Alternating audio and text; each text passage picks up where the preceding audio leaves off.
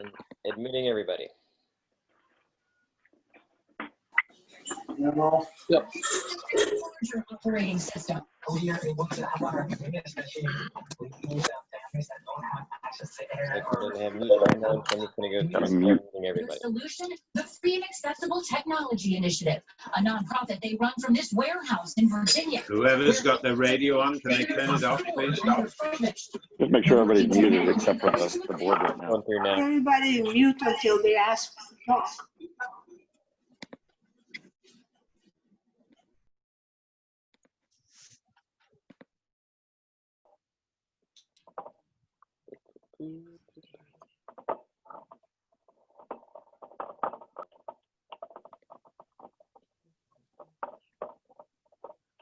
All right, are we ready since it's 7 o'clock?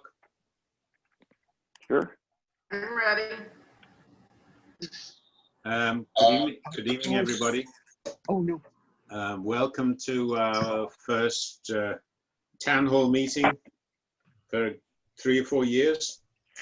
The way this is going to work tonight is that if you need to ask any questions, you need to put your hand up in the area of the participants where it says raise your hand, and we'll take one question at a time from each person. If you have more than one question, you'll need to go to the back of the line and put your hand up again.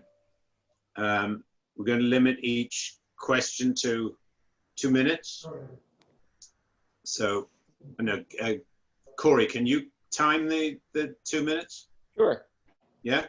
I can do that. Okay.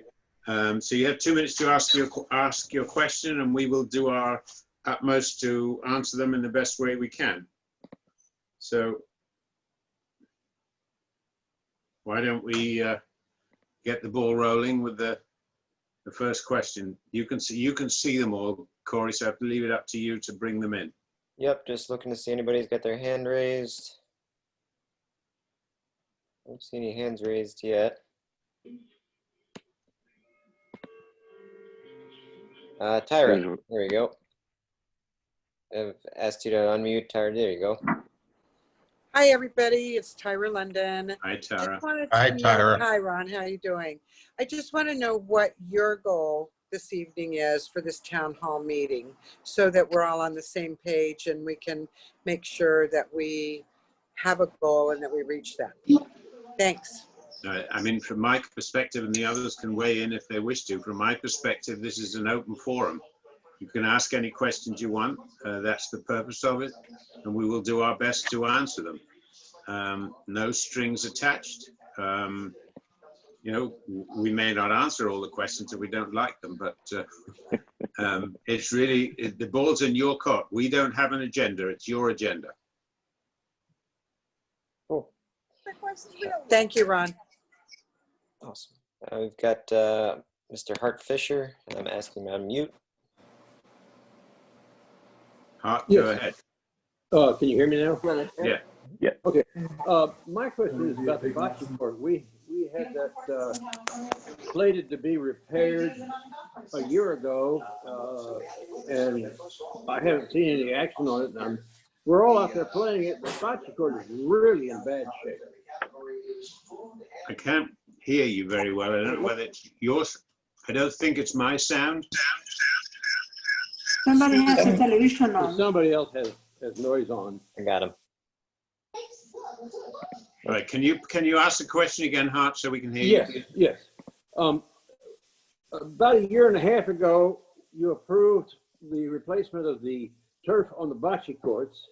And then last spring or last fall, the board approved replacing the concrete under the turf. But that, you know, it's been a year and a half and we've got nothing, and the turf's getting in pretty bad shape. Jason, do you want to respond to that? Sure. Yeah, we brought in 2 people or 3 people. We had some difference of opinions on what needed to be done because there was concern over the underlayment as well. And if we replaced the the carpet on it or the rug on it, they felt that we would just continue to have the same issue. We did bring in Sports Surfaces to look at it because we were trying to get more opinions, and that was what was asked of me. So I asked, so we brought in a few other vendors just to take a look at it. The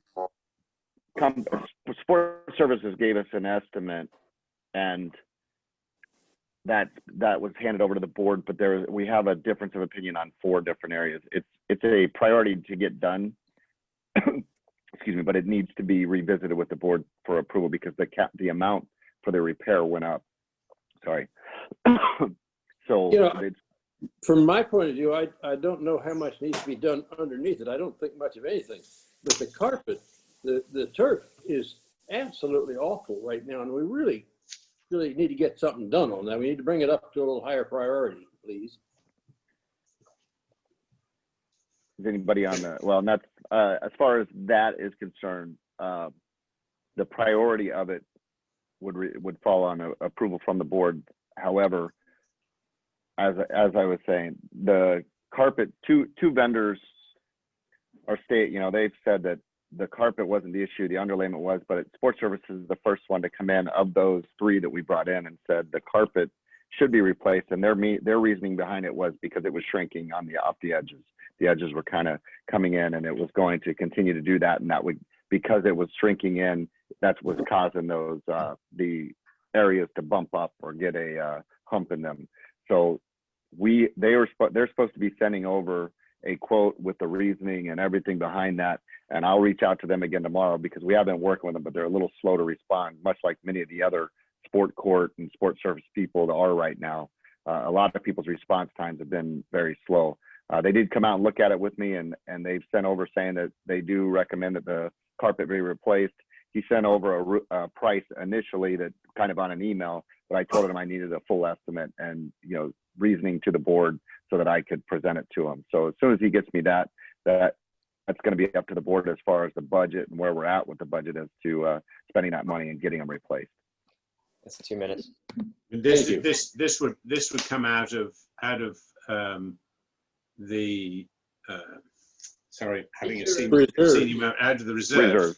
So it's not something that we necessarily have to go look for the money for. But let's get the guys out here again and make this a priority so that we can get this resolved, because I know this is a popular sport and that we need to get it taken care of. Well, again, let me put this back to the board for a second, since we are kind of in this forum. This is something that can be put on the next agenda.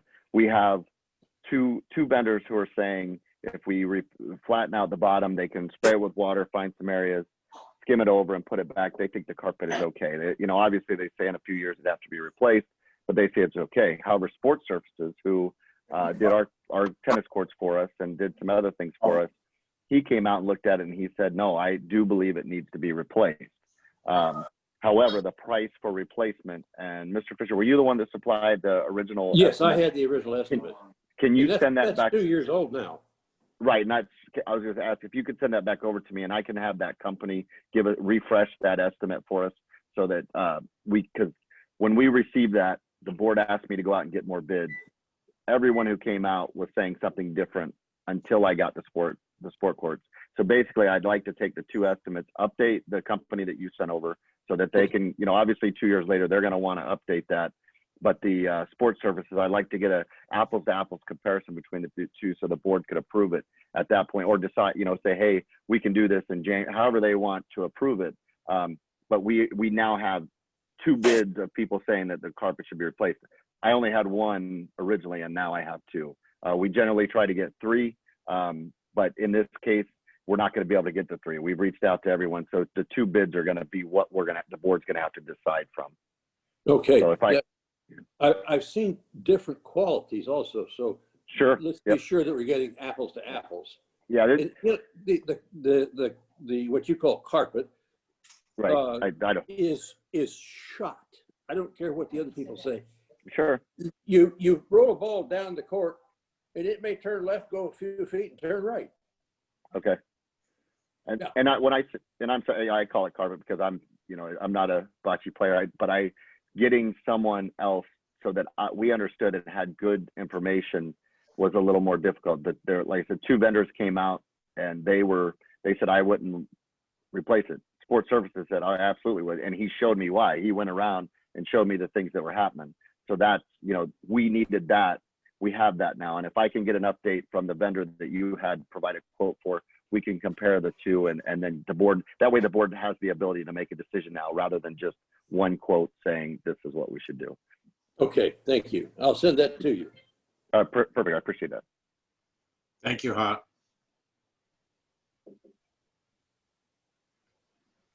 Who's next? Who's next? Don't see any hands up. No hands up. Nobody got any questions to ask us? Oh, I see There's Brogan one. here. Can I ask you to unmute, please? There you There are. we go. Hi, hello. My name is Barry. This is Virginia Parker. And I had a question about the lawn care by the Alexanders. I remember before, a previous contractor down Earth was doing a really good job on keeping us posted on what's going on every week. They were sending emails, little reports every week of what they were doing, what they've accomplished, what their plans were for the upcoming weeks and months, whatever, what they're going to do. And I thought that was kind of useful. I don't see us getting that much feedback from them anymore. I was hoping that was something they could start again, the new company, Alexander's, so we know what's going on. The reason I'm asking is because recently we've had an infestation of insects in our lawn, and they're coming into the house now, into our neighbors' area houses as well. Caterpillars, some kind of thing. And I asked if there was any insecticides going to be applied. And they said they're going to put weed control and fertilizer, but no insect controls. So I was wondering what the plan was. How do they, is it only like once a year for insecticide or more than once a year for controlling insects? And we had fire ants in the backyard too. I sent a work request, said, we have fire ants, please come and take care of those things. They're kind of dangerous. We thought they were fire ants. They look like fire ants. And they said they don't do that. The HOA does that. So I wasn't sure who's doing what to control insects in our lawns. So I questioned this, and we don't wonder what's going on with that. Any feedback on that? Any comments? I think there were several questions there. Joe, do you want to say anything? Yeah, we had a landscape meeting today, and one of the topics of discussion was more communication that's factual and communication ahead of the problem as opposed to behind. Bruce Lavoie will continue to send out emails explaining things as he gets the questions and the comments. So question number one, yes, you will receive more frequent communication based on given issues going on in the neighborhood. Number two, you asking about the fire ants and whose responsibility it is. Well, it really would be your responsibility. It's not a function of the HOA, or is it in the contract for the landscape?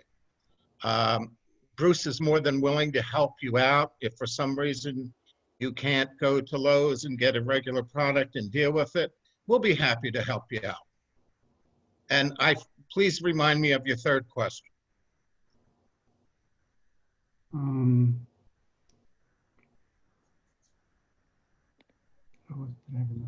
don't think so. I pretty much covered it.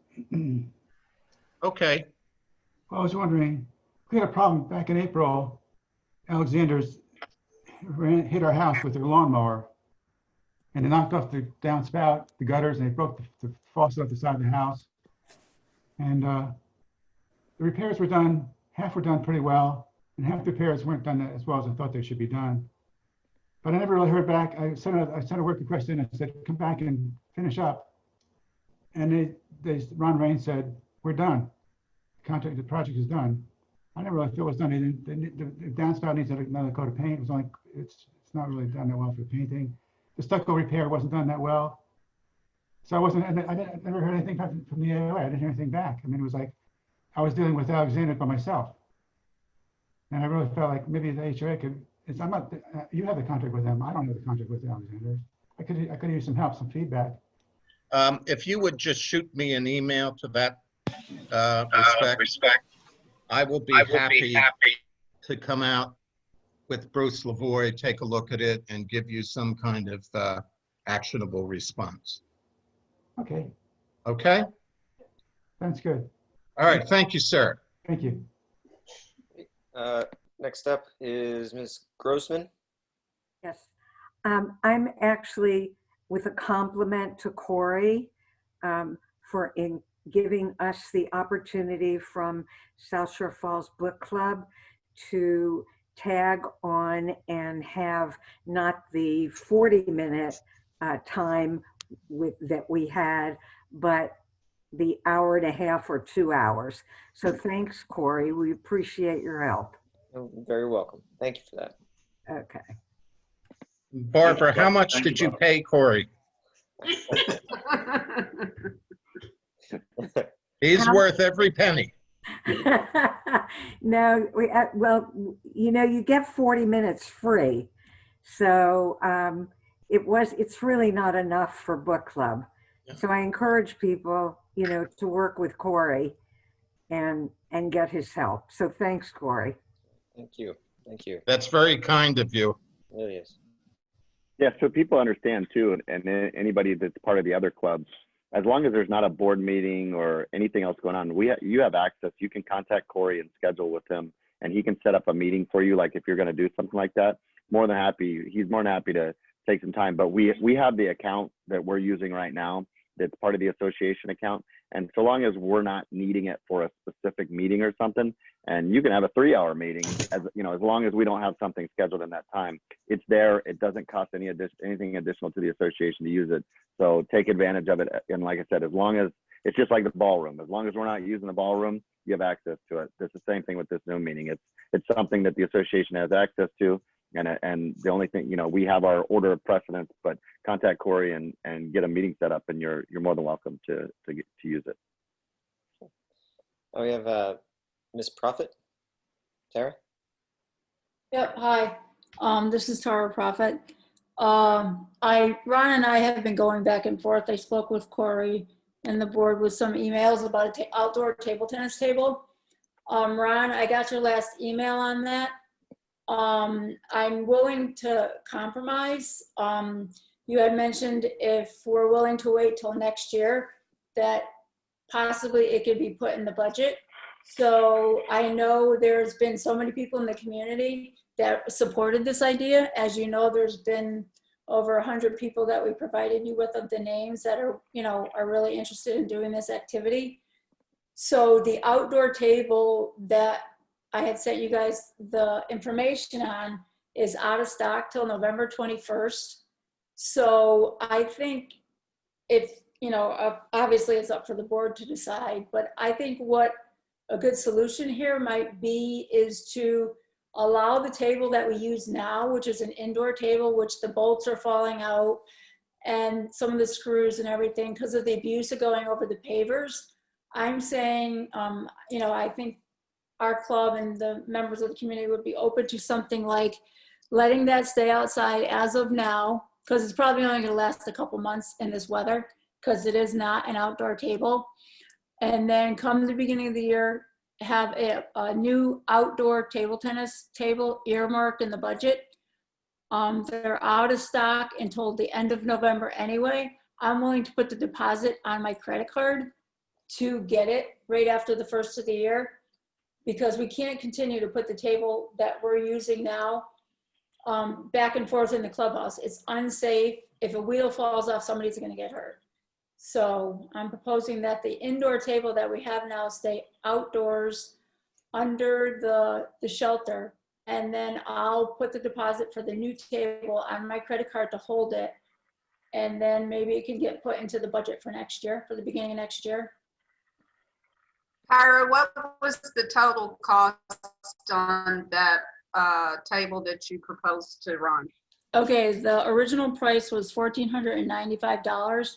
I'm going through our CEO at USATT. She's able to get us that exact same table for $870. And the shipping to our zip code, I believe, I don't have the numbers in front of me because I have another board meeting after this and I was looking at some stuff. I think the shipping was $238. So a total of around $1,100 to get it here. There's a 10-year warranty on the tabletop. Being it's an outdoor table, it's gonna, the elements come into play, but they're, with a 10-year warranty, it probably will never need to be replaced again. The first table that you requested, I forgot the name of Yuha or something like that, was more affordable. What made you change to the UTA club to get the most expensive one? Because I asked around, and that table that I looked at, I asked if anybody else in a wheelchair had played on that table, and if you notice there's a bar on that table, I don't think that table would be wheelchair accessible. It's really hard to tell from the picture. So I reached out to somebody who I thought would have played on that table, and they said, yeah, it's gonna be tough because you'll probably be banging your knees on it. So the table that I proposed actually says on the advertisement, it's fully wheelchair accessible. It's a little bit more than the original thing I proposed, but the butterfly table, the second table I proposed, is far and away better than the first one that I put out there to the board. Tara, one of the things that we came up with when we were discussing this morning, Jason and I believe that that particular table, the net is fixed to the table, and it's a metal net. Is that correct? Correct. Is it removable? The net? Yes.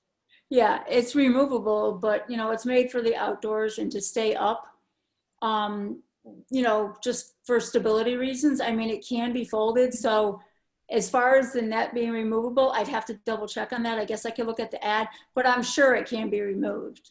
Can you verify that for us? Because we were thinking along the lines of making this a kind of dual purpose table, so that if we wanted to use it for something else, we would have that ability without the net getting in the way or getting broken or something of that nature.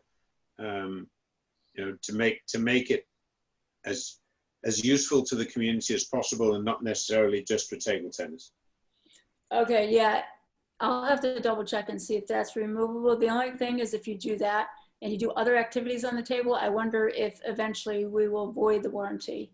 We were thinking more in terms of just covering it with a cloth, and if let's say we had a function of some sort. I mean, we're talking language of which won't occur right now because we can't do that sort of thing, but assuming we get back to normal at some point in time, if we had a function and we wanted to lay food out on the table or something of that nature, at least we would have the ability to do something like that. Okay, that would be another expense then, because we'd have to pay for the cover, but I'm pretty sure that net could come off. I'll double check. So does that sound like a viable solution to our problem, to where I could put a whole, because it's on back order? I'm not going to speak for the entire board, but I think we need to have the ability to discuss this, which we will, and come to a conclusion. If everybody agrees this is viable, we can put it in the budget for next year and go ahead and do it in the beginning of the year. Okay, so are you okay with us leaving the table that we're playing on now outside? Because that's a hazard. Being pushed back and forth over those pavers, if one of those wheels break, I mean, the screws are already coming off. If one of those wheels break and it like falls over, we got two guys pushing that over the pavers. And it's a nightmare. Somebody's gonna get hurt. Jason, is it feasible to leave it out there under the cover? As far as feasibility, sure. If we know that we're going to replace the table after the first of the year, as you say, it's not a big deal. If we're gonna bring in a new table, just to be, the understanding would be that, and she made the point. I don't even have to make it. The table's probably not going to last very much longer once we put it out there and leave it out there. And if we plan to replace it, so be it. It's a replacement of an existing, product or thing that the community has. That's going to be the biggest thing. We would know that we're diminishing the life of it, but if we know we're going to replace it, then that's, that's the way it is. I do, and to your point, Ron, if we were going to make it permanent, I talked to Tim Jackson yesterday, and the idea was to make it a permanent fixture out there. My only thing was if we were able to remove the net, and we could make a cover. It would be a tablecloth. They make some pretty inexpensive tablecloths, but if we made a cover to protect the surface, because I know we want to protect the surface on it if we're going to use it for something else, maybe a small piece of luan that we took out there and set on it and put a tablecloth on, then we could use it for a serving table if we had like a 4th of July picnic or something like that, to where they needed it for, to put like not hot plates, but like put food service type things on. That's something that it's not a matter of having a plan to use it for that. It's just having the ability to use it for that if we could. That was under 2 minutes, Joe. I'm keeping track. We haven't hit Okay, the I just looked at the table and it looks like to me that there's screws holding the net on. So if it Yeah. needed to be removed, because in case of emergency or if somebody moved and they wanted to take the table with them, there's got to be a provision on there to take that net off. So one other recommendation I would make is to beat up Tim Jackson and make him put in that grant to the county, because the county often does grants for these types of items. And even if it doesn't get approved, at least we have the opportunity to try to get this paid for without using association dollars. It might be a 20% chance, but that 20% would be worth it to fill out a piece of paper and send it to the county and see if we could get that paid for without having to expend any money. yeah, the only thing about that though is if we move that table outside without knowing when we're, not going to be getting a new one, it's gonna, I don't know. I don't think it's going to last either way, whether we move it over the pavers or whether we leave it under the shelter. Either way, it's not going to last. So sure, no, you're right. Yeah. So no, and I don't mean hold up the process. I just mean take the chance to fill out the application and see if we can get it. How long does it take for the grant once it's submitted to be processed? I mean, she's talking wanting to put a deposit down now. Well, the thing is, if you get approved for the grant, and as long as you can show the receipt for the items purchased, if the grant were approved, we could send that in and get paid. The money comes to us directly. So all we'd have to show is that we actually purchased the table. So we could get reimbursed down the road. Yeah, it usually it's a couple months, and we could look into that. But like I said, Tim Jackson is really good at it, and Rich was also very good at putting in those grants. So we could talk to them too and see if they could help us out getting a grant put together. It's a fairly simple piece of paper. You just got to know how, where to submit it and all that. And those two they got the shuffleboard courts and the horseshoe pits that way. The only reason I mentioned putting the deposit down is because it's on back order, because it's a safe, activity right now. It's outside, it's healthy. You don't have to worry about doing it inside. So, it may get right back in stock and then go out of stock again. So Sure. While, it's on back order, if we can get our name on a list for the shipment that is coming in, we'd be more apt to get it like right after the first of the year. So I guess that's why I'm asking if I should go. If you put a deposit down and then canceled it, would you lose your deposit? I'll have to, probably not, just because I'll be going through our CEO and I'll have to talk to her about it. So, because Butterfly is one of USA Table Tennis sponsors. So that's why we're getting this deal and stuff. So I'm pretty sure that we probably get our money back. All right, so why don't you find out if you can do that before you do it and let us know, and then we'll tell you which direction to go in, because we need the opportunity to discuss this and not in this forum so that we can make a decision.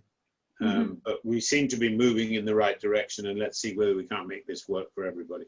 Okay, and I'll get more answers from our CEO this week. Okay. Thank you. Great. Christine?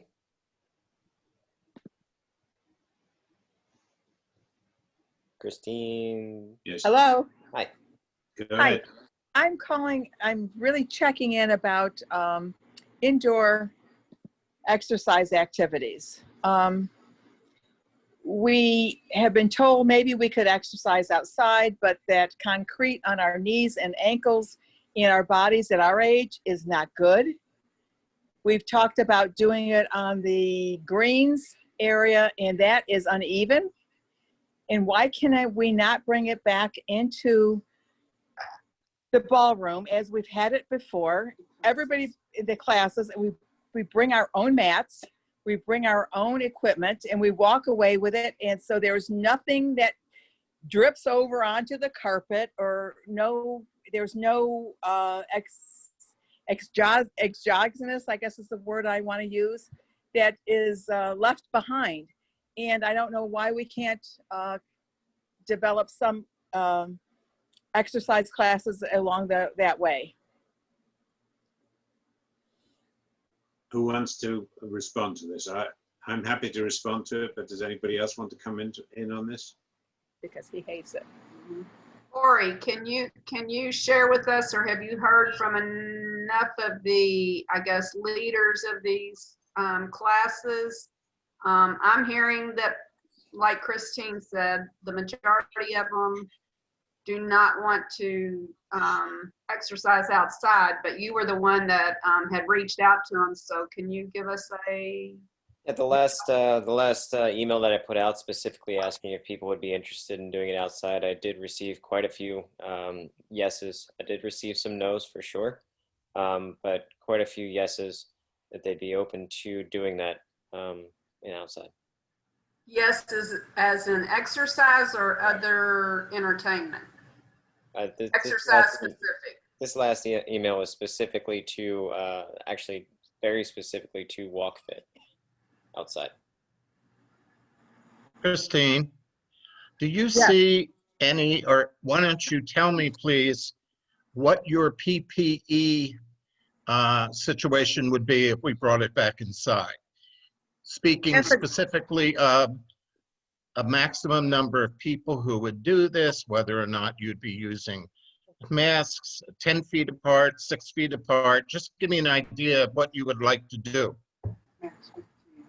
Oh, thank you, Joe. I appreciate that question. 15 feet apart, if we had the whole ballroom, that would be easy. PPE, I think it depends upon the individual, only because some people have pulmonary restrictions and some of us do not. I would have no problem wearing a mask while I was exercising with a group. The point is, if we're doing 15 feet, nobody's going to get any exposure. And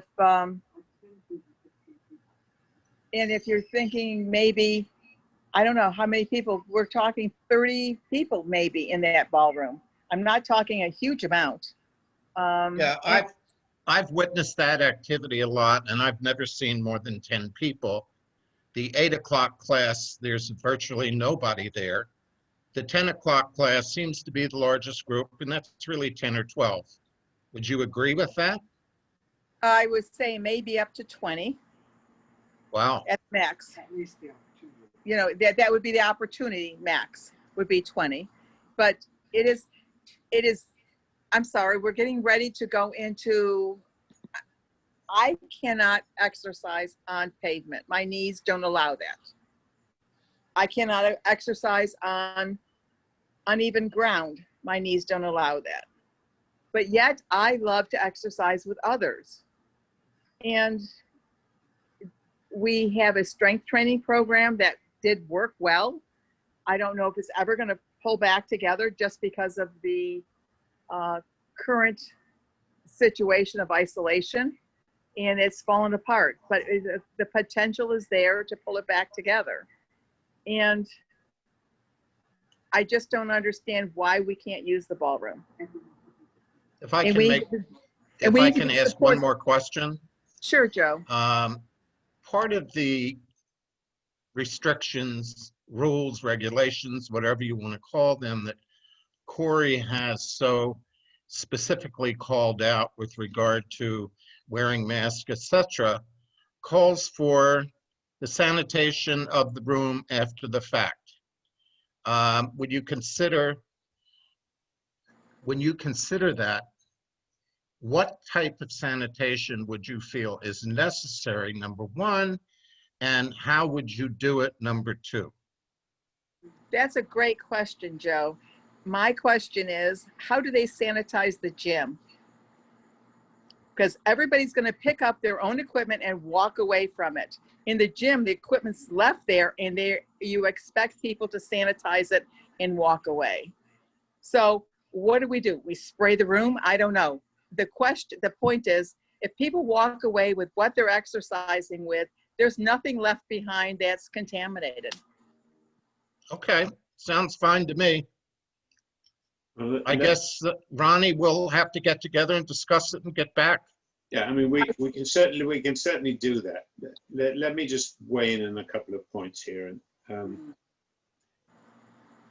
the other communities within the area, and especially in the Castle group, none of them are allowing this type of activity to the best of our information right now. One of the concerns that I have is, there have been occasions when I've walked into that ballroom at, I don't know, 10:30, 11 o'clock in the morning, and it stinks of perspiration.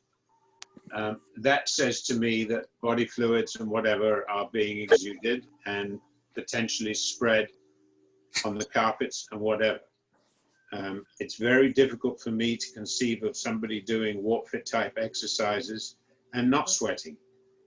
Even though it's air conditioned, people are still going to perspire, and inevitably that perspiration is going to go onto the carpet. And one of the things that we are being told by the CDC and other organizations is we don't want that sort of thing.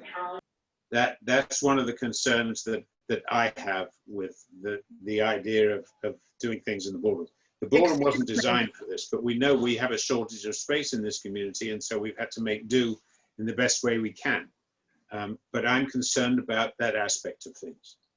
Excuse me, I don't mean to be rude and interrupt you, but there is no evidence that COVID is spread by perspiration. It is purely respiration. So you need to understand that and look at that when you decide on your final decision. Thank you. Okay, we will take it under advisement, and we will have some further discussions on it, and we'll get back to you. Yeah. Ron, could I weigh in on that Of just a course, little bit? absolutely. What I presented at the last workshop was the Remy Halo LED light systems. And although I know we really haven't even spoke much of that anymore since that meeting, that also helps with the odor in a room. So that also could be another benefit that you're concerned of, should we get to the point where we can possibly install some of those LEDs. And I should have mentioned at that last meeting also, there were two different prices, at least from Chrome West. They were the ones that if you ordered 5 or more, you got the better price on those. And even if we didn't do it, get them all at one time, we could maybe order 5 of them and start there. And one being placed in the ballroom may help with this situation.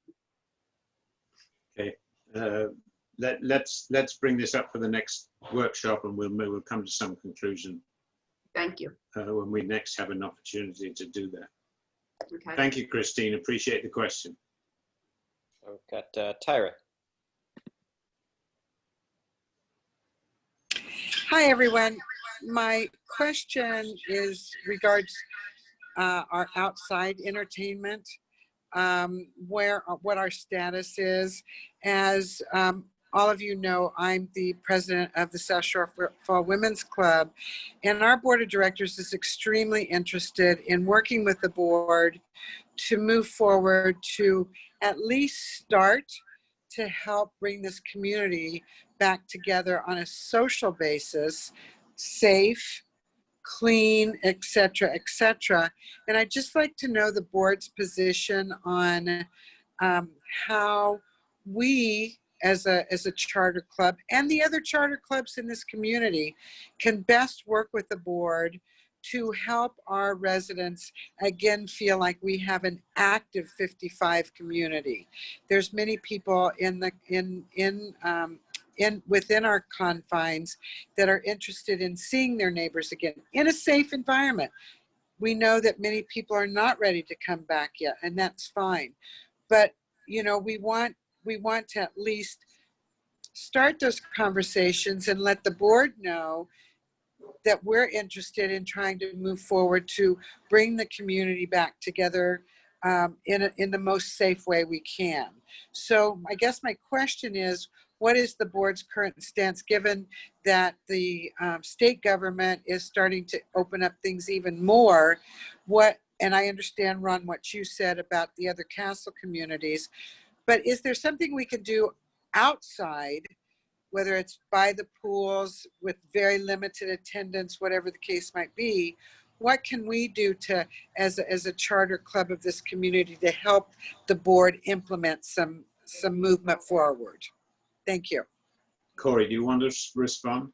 Sure, sure. We've had a lot of conversations. I've been working very closely with the other communities as well to, how do you bring entertainment in when you're doing it outside? So we've looked at different acts. We've looked at what they're doing and what they're innovating. And what I've been kind of charged with following our last lifestyle meeting and discussion was creating a look at a calendar for not only the rest of this month, but November, December, through the end of the year, to see what we can do. I think we have some good things in place.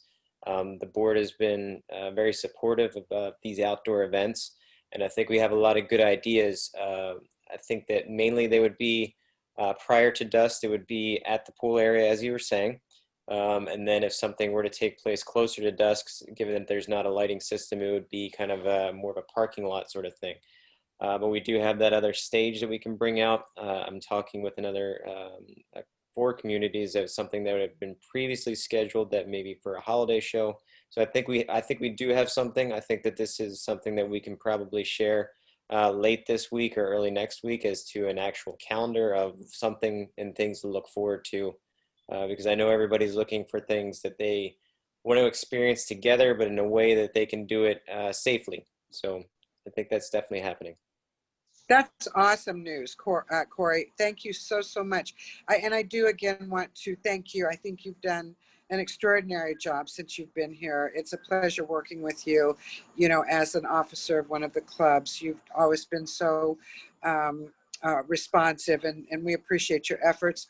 And I will just put it out there in front of the board, that speaking for the South Shore Falls Women's Social Club, we're more than happy and willing and energized and want to help you in any way we can. Thank you so much. Thank you very much. Thank you, Tara. We had the barbers, it looks like, want to speak. I'm just going to try and find you. Barbers. I'm just going to ask you to unmute. There we go. Okay, so we've heard that the canals that have all the sludge in them you've talked about putting bubblers in to try to clear that up. You've talked about dredging. We've been here over a year now and we've seen nothing. Anybody there? Jason, do you want to start or do you want me to? We can't hear you, Jason. You need to unmute yourself. You can go and start, and I can jump in, or I can. Okay. It's up to you. The Canal 7 is a significant problem for us. These canals that we have are now 15, 16, 17 years old since they were first constructed. And the canals age like everything else. And it's become quite apparent to us in recent times that the canals need a significant amount of work on them and money spent on them. We could throw in piles of chemicals, but that's not a long-term solution, and it's an expensive solution. And we don't want to spend any more money than we've already spent without making sure that what we do is correct. The other thing that we have to be very concerned about with Pond 7 or the canals, whichever you want to call it, is that it also runs out into other people's property. And so we're limited to an extent in what we can put in there, because it goes into somebody else's property and then they come back on us because we've put chemicals into their pond or lake, which we shouldn't be doing, then we find ourselves in trouble. So we have to be very careful how we address this particular issue. We've had one expert in here. We're hoping to get some more, and Jason may have a further update because I know he was talking today, to get people in to advise us specifically on the right direction that we should take. We've had one person come in here and given us his indication of what he thinks we should be doing. His direction is very much a question of putting in plants so that we can eat up the nutrients And it's very much the nutrients that are a significant contributory factor to the algae bloom that we're seeing there right now. But in order to put plants in, we're going to have to dredge the canal. And that's a fairly significant project. But before we do anything, we want to be absolutely sure that whatever money we spend in the right way, and that we don't waste money that we've spent or partially spent up till now. We need to do the job properly. And this is a long-term thing that we need to consider, because all of our ponds are going to suffer from the same problems. Pond 8, which is the big pond that we all see by the gazebo, is suffering from similar problems because of silt buildup. And the other ponds that we have that have littoral shells are all going to suffer the same consequences down the road. Not necessarily today or tomorrow, but down the road. So we need to build, and we're going to start doing that in 2021, to build the necessary funds so that we are able to maintain the ponds for future years without having the types of issues that we're seeing right now. So it's not wonderful news by any stretch of the imagination, but we believe we're approaching it from the right direction to make sure that we do the job properly. Jason, do you want to come in? Sure. There was a start of a question there. Does someone want to ask something before I go on? Yes. I want to ask something real quick in reference to what Ron just made a comment on. And you just commented that we need to dredge most all of the ponds, but specifically 7, 8. There was one other one they just worked on. So, and that's my question. It was just, what I just read is that Remsen, that's what they were paid to do, was to dredge these ponds. Well, let's clarify that. So there's the ends. There was the littoral shelves that are on the ends of Canal 7, which is closest to 41, which we had dredged down to the original basin. And then you have Pond 8, which is the gazebo pond. So everyone understands who's listening, Pond 7 is a long stretch that runs next to Mystic and goes from one side, the east side of the community, to the west side of the community. And then you have Pond 8, which is the gazebo pond, which is in the middle of the community. Obviously, everyone knows that pond because it's the large one with the gazebo. That pond has a littoral shelf on the westernmost edge. Canal 7 has a littoral shelf on the easternmost edge. That's the areas where Remsen came in to basically remove those littoral shelves and take them down as deep as they could possibly go. One of the reasons the original estimate that was provided had us building an island somewhat in the middle of that and having, and let's call it a moat, because I think it sounds cool to say moat, but let's call it a moat around the edge of that island, and then building up plants in the middle. So you did still have some water going around that edge. And then the same thing on Canal 7, closest to 41.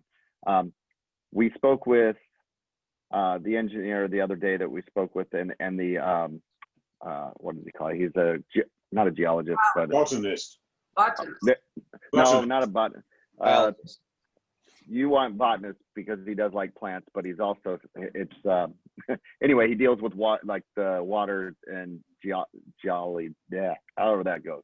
Anyway, the conversation with him was just as enlightening as the other conversation we had, and the fact that the water that's coming off of Highway 41 going down into Canal 7 runs across that littoral shelf. That littoral shelf acts as a filter before it goes into Canal 7 and works its way towards the back of the community. That'll give you some insight into why that water continues to stay green, because what's happening now is water's coming off 41, going across the littoral shelf and getting scrubbed some. His idea was need to put more plants so as that water goes across, it gets scrubbed better. However, at the other end of Canal 7 over towards Gulf and Sea, the water there is backing up because on the property adjacent to us, there's some backup due to some plant growth. Hillsborough County, when looking at it, does not look at the health of our ponds as far as the aesthetic properties. The health of our ponds to them means that the water is running off US 41 and heading out. The neighboring property with that plant growth, the water flow is not being blocked to the extent of making sure that flooding waters or high levels of waters can get out. That occurs. Hillsborough County's happy with that. That's all they need. We want aesthetics. So all the work we're doing is so that the ponds look nice and we get that green water to get out of here. So it's two entities battling against each other. Us wanting better looking ponds, Hillsborough County, and we can't do something that would cause the water runoff to go where it's supposed to go. So when it comes to Swift Mud and Hillsborough County, we have to be careful of that, but we want them to look nice. So part of the problem is dredging those ponds down back to the original depth so that water has a certain level. Right now, if there was a flood or if there was a heavy rainstorm, all of our ponds would act as they're supposed to do. That makes Hillsborough County happy. We as owners, or you as owners, and me as a management, that's not what we want. We want aesthetics to look nice as well.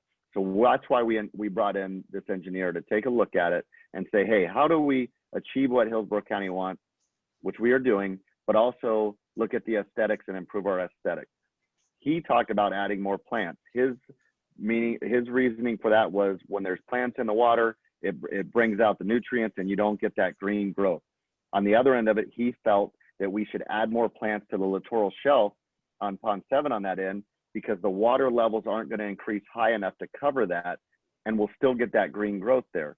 So if you add plants there, you're going to scrub the water coming off of US 41, the rain runoff, and as it goes through, it's going to be cleaner water running through. And then if we increase the depth of that, you'll get more water flow through there. So that's his idea. We also asked him to recommend some engineers, of which he recommended 2. We're going to reach out to them because the goal with them is to talk to them about the where at the end that goes into the other property. If there's opportunities to raise that, increase water retainage, as well as anything we can do to improve that flow through there. We've gotten lots of good information from it. The main thing is we have to take all this information and look at the cost and make sure that what we're doing is cost effective for what the outcome is going to be. And we have a lot of good information coming in, and we have a lot of people that we're working with. So I hear that people who live on the pond saying it's been a year and we haven't seen anything. I can promise you there's a lot of work going on. What we stopped doing was spending money like we did alum treatment. Alum treatments usually last 3 to 6 months, maybe even longer. Right now, they're not lasting 3 weeks. The algae is coming back within 3 weeks. That's a sign that there's an issue with the water, the nature of the water. The man we spoke with last week said, add plants. That will help with that. However, you need to do these other things as well. So that's the things that we're looking at doing. He also said if we don't dredge Pond 7 deeper all the way along it, because the original pond was deeper, as the community has had rain and sand and other things washed down, it's made that pond shallower. He can walk in and show us that. So that there's another issue that goes on with it. So there's a lot of, like I said, there's a lot of information coming in, and we're looking for the right solution that's going to give us long-term sustainability to have beautiful lakes which also meet the standards that Hillsborough County needs. So that's our plan, and that's what we're working towards. And spending any more money in the meantime, other than with assistance from engineers or looking at researching the problem, we're trying not to do that so that we know, and like I said, even spending money on alum treatments, it's a lot of money that's not lasting very long. So that's why we're holding off on doing that any more than we have to. I think it's $900 each time we do it, or something of that nature. So it's expensive. It's not cheap. And Tammy, you raised a very good question about the dredging. The dredging was only done at the 2 littoral shelves. We're talking about the entire length of, or the entire length less the small piece that they did as well further up Canal 7. If you take a walk and look at Canal 7 now, you can see grass growing up in the middle of the. I have, yeah. Right, and that's because there's no depth there anymore. It's all filled up, and that's what needs to be dredged. And then if you look at Pond 8, which you also mentioned, our pump system for the water, for the irrigation, gets clogged up all the time because of the silt that's been sucked in through the pipe that goes out from the pond to the pumps to the irrigation system. So they're clogging up because there's too much silt around the area where the water's being sucked in. So there are other areas in our ponds that need to be dredged. And that, if we don't do that on a regular basis, we're just going to have problem after problem after problem for future years. I just want to challenge Jason as our property manager and us as board members that we stay on top of this, whomever we go with next time, and that we make sure that we get what we're paying for. You have my assurance as the president, and I believe Jason's as well as the manager, that is happening. I mean, Jason and I talk about this at least 2 or 3 times a week to make sure that we're following up on all the possible leads that we have to follow up on. This has been my baby for a while, and I don't sleep at night without thinking about this stuff. So it needs to be taken care of, and it will be taken care of if I've had anything to do with it. You're still talking about Canal 7, right? On the, Well, where on I'm the talking, sides? I'm addressing this to all the ponds because they all have similar problems. You know, some are manifesting themselves in different ways. We've got one pond where we're getting too many water lilies growing, but the final analysis, it all comes back to the same problem. And so we need to know exactly what it is we have to do and have the right people come in and do it so that we get the result that we want. You know, taking into account all the things that Jason said, satisfying the county, make sure we don't upset the neighbors, making sure that you guys that live along the pond, including myself, that does, that we have something that we can look at that we can be proud of. So that's the aim, and that's what I hope we'll get to. Okay, who's next?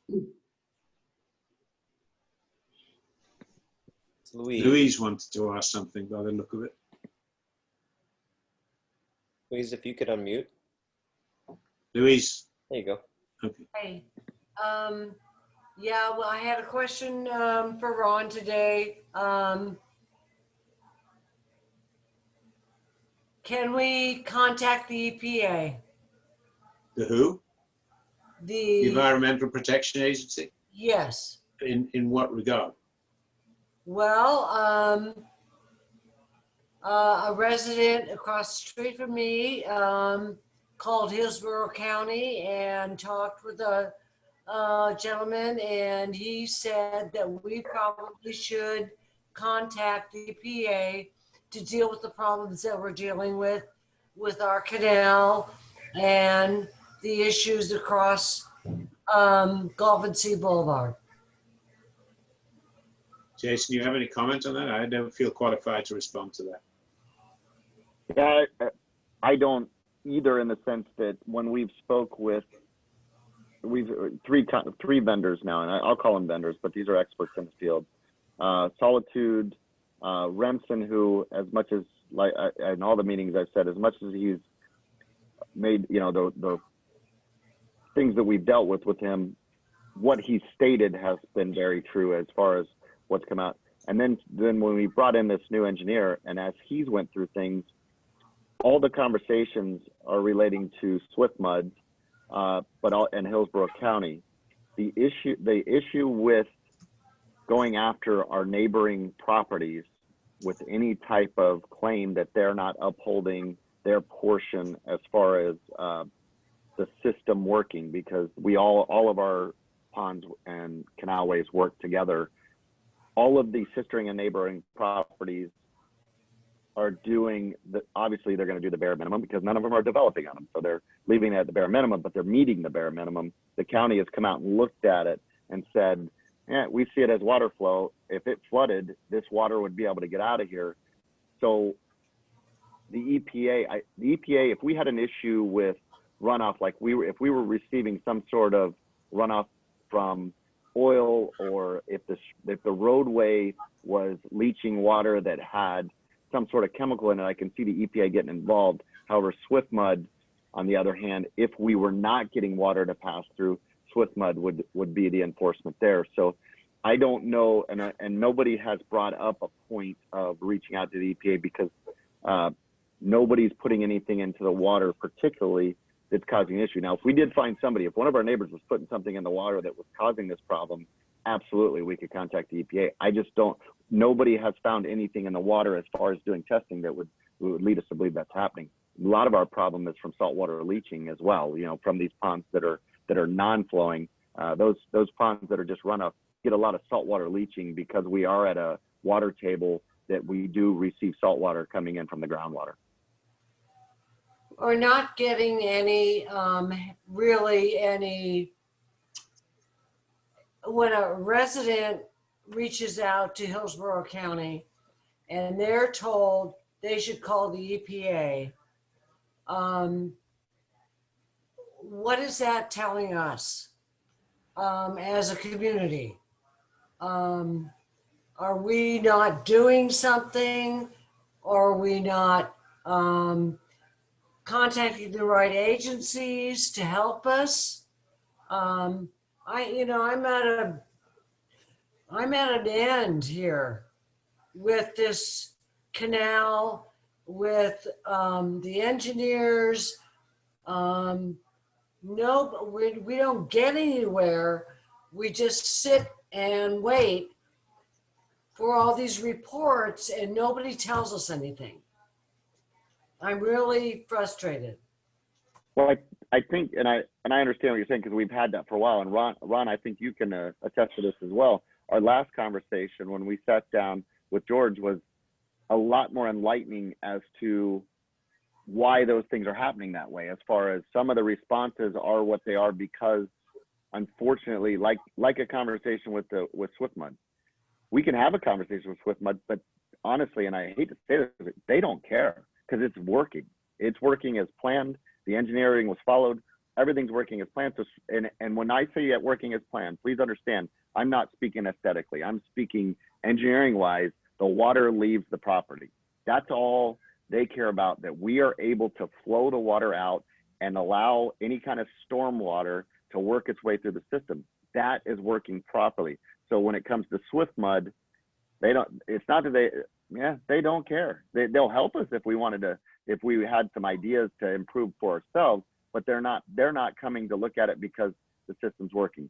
EPA doesn't care because we have no proof that anybody is putting anything in the system. Hillsborough County Building Department and Public Works does not deal with aesthetics. They deal with real, whether or not the water's flowing properly. As you go through, if I go down through the branches of government in this area, those sort of things, when you start talking about aesthetics of these ponds, that is a South Shore Falls issue when it comes to government agencies. So that's why in our conversations, we're dealing with people who, for all intents and purposes, are telling us, yeah, you can dig it deeper. It's going to cost you X, but you can dig it deeper and it's going to look prettier. Put more plants, it'll look prettier. That's the answers we're getting, and it's becoming clear. And in this conversation we had with George Kolbach, he was very clear on that this is an aesthetics issue and it's working. So if a resident calls Hillsborough County and they say, okay, you should call the EPA, then what should that resident do? Well, they can contact the EPA. However, I would have to know what that question was to Hillsborough County to know why the Hillsborough County would recommend the EPA, because the EPA is all about, if we were putting a lot of chemicals in the water through any type of like fertilization or bug sprays, things like that, that's where the EPA would come involved and say, hey, you can't use so much fertilizer. That's where the EPA would get involved in this. If we had an issue like that, if Solitude come in and said, hey, we're getting a lot of X chemicals, it's got to be coming from somewhere, the EPA would be able to help us find that. But that's, the issues we're having are from natural things, just from things coming off the street, the road, the water in the community. So yeah, I don't understand. I would have to know what the question was that was asked. Okay. Jason, do you know what they were spraying last Friday around Pond 5? Alexander's was spraying something, riding around in his cart or whatever, but he was spraying some sort of chemical. Fertilizer and weed killer. And how does that affect the pond water? So what the chemicals they use are supposed to be environmentally friendly. That's the stuff that we're using that they're spraying should not cause an issue. And to expound on that, Solitude tests the water to make sure it's not. That's something that as often as they do it like once a quarter, I believe they do the pond. We get like once a month or once a quarter, we get a report in of them just doing water, jar tests, water water count, they just test all the nutrients in the water to see if there's something they need to add or if they can recommend any type of treatment. And that way, and just so you understand, if we were adding too much fertilizer, that's what they're looking for. They would let us know, hey, you got too much fertilizer coming in here. You need to slow down. That's what Solitude does. One of the things Solitude does for us. Gotcha. Anything else on that topic? Thanks for the question, Barbers. Anyone, any other questions? Anybody got their hands up? Dory, you wanted to ask a question, but you put your hand up this way. Do you still want to ask a question? Nod if you do. He does. Okay, can you unmute him, please? There he is. Go ahead, Dory. I was just wondering, I logged on here before 7, and then I waited and I was connected about 4 minutes after. When did this meeting start? At 7 o'clock or just after. Um, You were brought in with everybody else. Okay, so when I got in, it was right away, it was like I got into the middle of a meeting because there was somebody complaining about the carpet on the basketball court. Really easy bitching about. So I was just wondering, This is how the much president. did happen before that? Did I miss a lot of stuff or what? No, you didn't. I will also Okay. be posting the meeting as well. The meetings are, like all the others, are recorded, so I'll post it, so you'll see that tomorrow morning. Okay, thank you. Welcome. Is there only 2 people on the meeting? No, Sorry, I'm looking to see who I else. don't know. Anybody else have any questions? I do. Who's that? KK. Okay, go ahead. Why, I think I'm on pond 5. They put weed killer all around the pond and now it's all dead. Why did they do that? Well, can you be more specific? Sure. When you look out my lanai door, the grass is like 4 feet by the water where they put all the plants in when they're putting plants in. And somehow now they've gone around and they've killed all that grass. So it's now going into the ponds. So on the edge of the ponds, it's all this nasty stuff, which I text Louise yesterday and asked her about it. She was going to look into it. But I'm wondering why they killed on the shelf, why they put weed killer there. I can't answer the question. I don't suppose anybody else can either, but we need to check it out and see. Okay.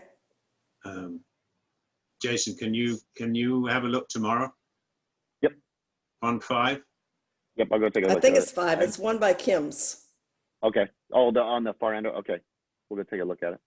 I don't think that's pond 5. In pond 5, like the one. 6. Could be 6.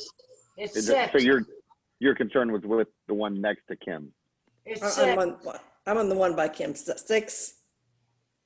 Okay. Pond 6. Okay. Sorry, All right. guys. No, It's problem. okay. I'll go We take a just look at want it to make tomorrow. sure we get the right pond. All right. Thanks. I Anything think else? Maggie had a question a minute ago. Who? Maggie, Maggie, did she? Maggie, are you there? You want to muted, unmute? so- You want to There's unmute her? there's another Maggie there. Yeah, There's two Yeah. Maggie. not you. She's on page 2 of mine. I've That's asked Maggie Realtor. Okay. Maybe not. I thought I heard her say. No, because she's not unmuting herself, so I guess. So do we have any other questions? If not, we'll bring this to a conclusion. I thank everybody for attending.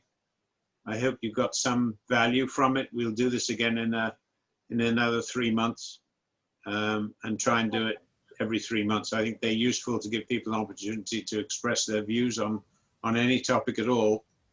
Usually it is something to do with what's going on at the current time, but nevertheless, it's still, I think, valuable. Okay. All right. Thank Okay. you very much, everybody. Good night. Enjoy the rest of your evening. Thank you. Thank you. Night, guys. Night.